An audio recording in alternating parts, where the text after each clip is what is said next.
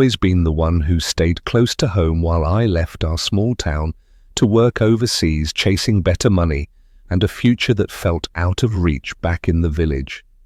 Our family house was nothing fancy, just an old single-story building with cracked plaster walls, a tin roof that sang during every monsoon, and a small courtyard where Amma used to grow curry leaves and tulsi.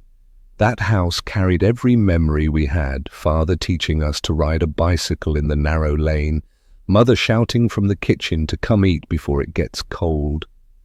My sister's wedding preparations when we strung marigolds across the veranda, and even the quiet evenings after father passed, when the three of us sat on the wooden bench outside, staring at the stars, wondering what would happen next.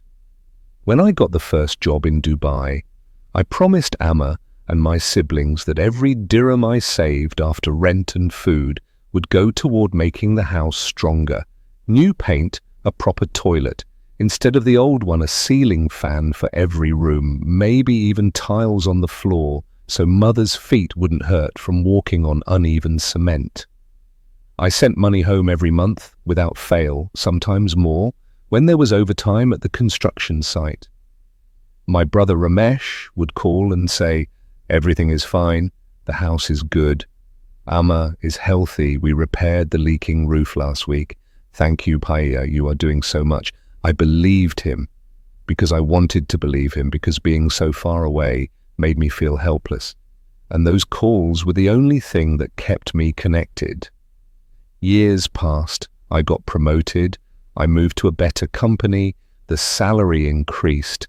I started sending larger amounts, thinking we could finally rebuild the entire house, or at least add a first floor so my sister could visit with her children and have space. Ramesh stopped mentioning specific repairs. He just said, "Everything is okay, we are managing." I was too tired after 12-hour shifts to press for details. Then one day, about 3 years ago, he called less often. Messages became shorter when I asked about Amma. He said, "She is fine, just resting more. I thought age was catching up with her. I planned a visit, but COVID hit. Borders closed, flights stopped, money transfers became complicated. I kept sending what I could and waited. Last month, I finally got my long vacation approved. I booked the ticket, told Ramesh I was coming home after almost 7 years. He sounded excited, said we will celebrate. Big Amma will be so happy. When I landed and took the long taxi ride from the airport through familiar roads that now had more shops and fewer trees, my heart was beating fast.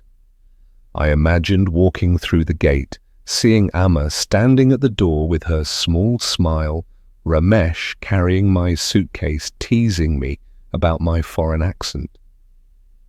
But when the taxi stopped in front of our plot, the gate was gone, the courtyard was gone, the house was gone. In its place stood a 2-story concrete building painted bright yellow with big glass windows and a shiny metal gate. A board outside read, "For sale, ready, possession, contact owner." My stomach dropped. I paid the driver, walked to the gate, touched.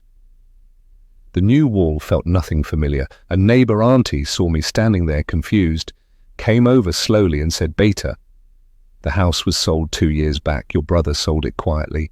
We all thought you knew." I didn't shout, I didn't cry, I just stood there feeling the hot sun on my neck, trying to understand how a whole house could disappear without me knowing. I called Ramesh. His phone was switched off. I called my sister. She started crying on the phone, said, "Ramesh, told her you agreed, said you wanted to sell because you were never coming back, said the money would be better invested." She said she believed him because he showed her bank statements showing large deposits. I asked, "Where is Amma?" She said, "Amma passed away 14 months ago. Ramesh told me you were informed and that you couldn't come because of work. Visa problems." I sat on the roadside for almost an hour, letting the words settle like dust after a truck passes. Then I walked to the new house next door, asked the owner if he knew where Ramesh was living now. The man looked uncomfortable but said, "Your brother bought a flat in the new township area near the highway. Nice place he moved there with his family after the sale. He even showed me the car he bought last month. Very proud of it. I took an auto, went to the address. It was a gated society, clean roads, tall buildings, children playing in the park. I found his flat on the 4th floor, rang the bell. Ramesh opened the door, wearing a new t-shirt, looking relaxed, until he saw my face. He smiled big, said, "Bhaiya, you came. Surprise. Welcome. Come inside. Look at the new place." I stepped in, saw marble flooring, air conditioner, LED TV fridge covered with stickers, still smelling of new plastic. His wife came out carrying a tray with juice and biscuits, looking nervous. Their son was playing a game on a tablet. He started talking fast, showing me the balcony, the modular kitchen, the 2 bedrooms, saying, "See, Bhaiya, this is what I did with our share. I made something solid, instead of keeping that old house that would collapse one day." I listened without interrupting. Then he said, "Wait, let me show you something really nice," and pulled me toward the parking area downstairs. There, in slot number 17, stood a new black SUV. Glossy still had the delivery ribbon on the bonnet. He patted the hood like it was his child and said, "Look, Bhaiya, this is what I bought last week. First car of my own. Drove it home with Amma's photo on the dashboard. Felt like she was blessing it." He was smiling so wide, waiting for me to be impressed, waiting for me to say well done or at least nod. I looked at the car, looked at his proud face, looked at the shiny paint reflecting my tired eyes, and then I started laughing. Not a small chuckle, a real uncontrollable laugh that came from somewhere deep in my chest. I laughed so hard that tears came out. I held my stomach bent forward, trying to breathe. Ramesh's smile disappeared. He looked confused, then angry, said, "What is so funny, Bhaiya? This is a big thing for me. Why are you laughing like this?" I straightened up, wiped my eyes, and looked straight at him. I laughed because in that one moment I understood everything. I laughed because while I was breaking my back in 45-degree heat, carrying steel bars, mixing concrete, sending every extra rupee home, thinking I was building a future for us, he was quietly turning that future into down payment for a flat and a car. I laughed because he sold our mother's last home, the place where she took her final breath, without even telling me she was sick, without giving me a chance to say goodbye, without letting me see her one last time. I laughed because he thought a new car was something to be proud of while standing in front of the brother who had no house left to return to. I laughed because the irony was so perfect, so cruel, so complete that there was nothing else left to do. He started shouting, "Why are you laughing? Stop it. Tell me what is wrong with you. I did this for all of us. I invested the money. I didn't waste it." I kept laughing until my throat hurt. Then I became quiet, looked at him and said, "You sold our family house without telling me. You sold the only place that still smelled like Amma.